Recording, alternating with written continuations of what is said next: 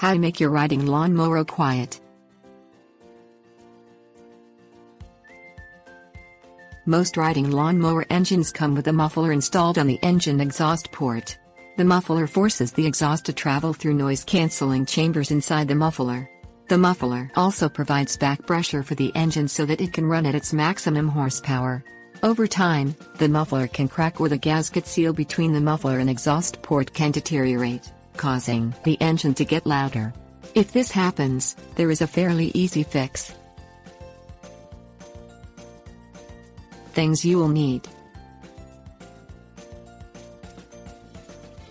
wrench set, muffler gasket.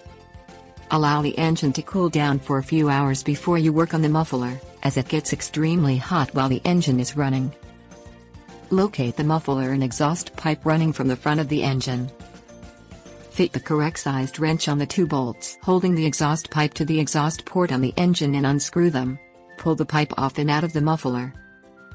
Inspect the muffler. Make sure it doesn't have any cracks in it.